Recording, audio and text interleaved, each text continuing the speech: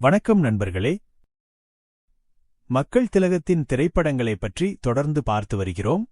1966ஆம் வருடம் மக்கள் திலகம் நடித்து 9 திரைப்படங்கள் வெளியாகின. ஏற்கனவே 1963இல் 9 திரைப்படங்களில் நடித்திருந்தார்.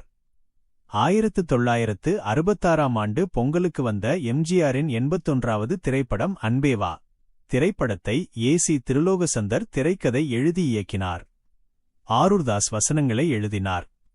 ஏவிஎம் நிறுவனம் தயாரித்தார்கள். ஏவிஎம் நிறுவனத்தில் எம்ஜிஆர் நடித்த ஒரே திரைப்படம் அன்பே வா. ஏவிஎம் நிறுவனத்தின் முதல் வண்ணத் திரைப்படம் அன்பே வா. ஏற்கனவே மாடர்ன் தியேட்டர்ஸின் முதல் வண்ணத் திரைப்படமான அலிபாபாவும் 40 திருடர்களும், சரவணா பிலிம்ஸின் முதல் வண்ணத் திரைப்படமான படகோட்டி, விஜயா வாகினியின் முதல் வண்ணத் திரைப்படமான எங்க வீட்டுப்பிள்ளை ஆகியவற்றிலும் எம்ஜிஆரே கதாநாயகனாக நடித்திருந்திருந்தார். அன்பே வா திரைப்படத்திற்கு 3,25,000 ரூபாய் சம்பளமாக எம்ஜிஆர் வாங்கினார். இயக்குனர் திருலோகசந்தருக்கு 70,000 ரூபாயும் சரோஜாதேவிக்கு 90,000 ரூபாயும் சம்பளமாக தரப்பட்டது.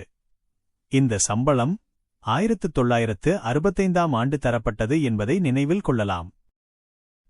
1961ஆம் வருடம் அமெரிக்காவில் வெளியான கம் செப்டம்பர் என்ற திரைப்படத்தை அடிப்படையாகக் கொண்டு அன்பே வா தயாரிக்கப்பட்டது. என்றாலும் கம் செப்டம்பர் படத்தின் காட்சிகளை திரைப்படுத்தாமல் மூலக்கதையை மட்டுமே பயன்படுத்தினார்கள். அந்த படத்திலிருந்து ஒரு காட்சி கூட எடுக்கப்படவில்லை. எம்ஜிஆருக்கு இணையாக சரோஜாதேவி நடித்தார். S A. Ashokan, S V. Ramadas, T R. Ramachandran, Nagesh, P D. Sambandam, Manorama, டி.பி. Muthulakshmi, Madhavi ஆகியோர் நடித்திருந்தார்கள். எம்ஜிஆர் மிகப்பெரிய கோடீஸ்வரர். எப்போதும் அவருடைய வாழ்க்கை பரபரப்பாக இருக்கும். அதனால் அவர் ஓய்வு தேடி சிம்லாவுக்கு செல்கிறார். சிம்லாவில் அவருடைய மாளிகை இருக்கிறது. ஆனால் அவர் அங்கு சென்றபோது அந்த மாளிகை வாடகைக்கு விடப்பட்டதை அறிகிறார். அவரும் அந்த மாளிகையின் உரிமையாளர் என்று சொல்லாமல் அங்கு தங்குகிறார். அங்கு தங்கியிருக்கும் சரோஜாதேவியுடன் காதல் உண்டாகிறது. சரோஜாதேவிக்கு சூழ்நிலைகள் காரணமாக எம்ஜிஆரின் காதல் மேல் அவநம்பிக்கை வருகிறது. அதை எவ்வாறு எம்ஜிஆர் தீர்க்கிறார் என்பதை கதை சொல்கிறது. சிம்லாவில் புதிய வானம் புதிய பூமி என்ற பாடலும் சில காட்சிகளும் எடுக்கப்பட்டது. அந்த பாடலில் உதயசூரியனின் பார்வையிலே உலகம் விழித்துக் கொண்ட வேளையிலே என்ற வரியில் உதயசூரியனின் என்ற வார்த்தையை தணிக்கையாளர்கள் ஏற்கவில்லை. பிறகு புதிய சூரியனின் என்று மாற்றப்பட்டது. திரைப்படத்தில் வரும் மாளிகை உதகமண்டலத்தில் நவநகர் மாளிகை என்று அழைக்கப்படுகிறது. ஆங்கிலத்தில் அராம்பி ரிட்ஜ் என்று அழைக்கப்படுகிறது. பெரும்பாலான காட்சிகள் உதகமண்டலத்தில் எடுக்கப்பட்டன. எம்ஜிஆர் சரோஜாதேவிக்கு பதிலாக ஜெயலலிதாவையும் டி.ஆர். ராமச்சந்திரனுக்கு பதிலாக கே.ஏ. தங்கவேலுவையும் நடிக்க வைக்க விரும்பினார்.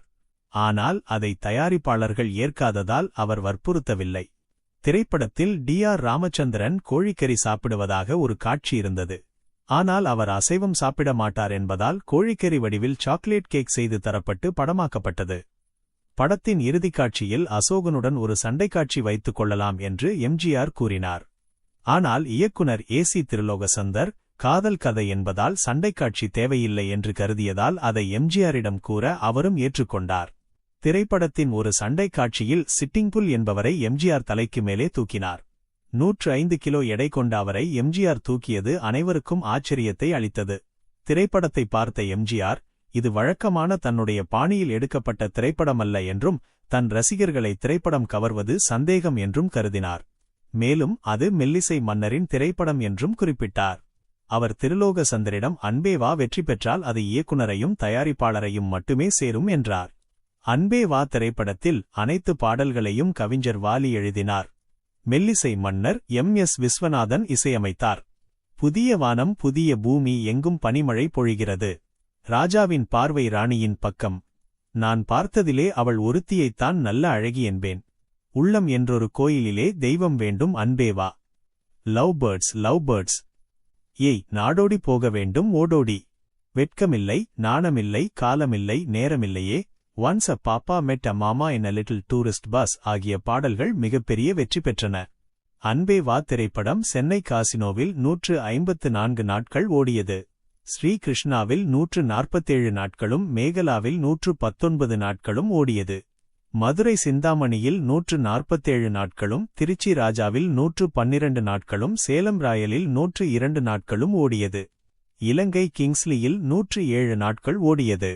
மேலும் பல நகரங்களிலும் இலங்கையிலும் 60 நாட்களுக்கு மேல் ஓடியது. விவரங்கள் கொடுக்கப்பட்டுள்ளது. எம்ஜிஆரின் சந்தேகத்தை நீக்கி மிகப்பெரிய வெற்றி பெற்றது அன்பே வா. தொடர்ந்து இணைந்திருங்கள் நண்பர்களே. தங்கத்திரையில் நன்றி.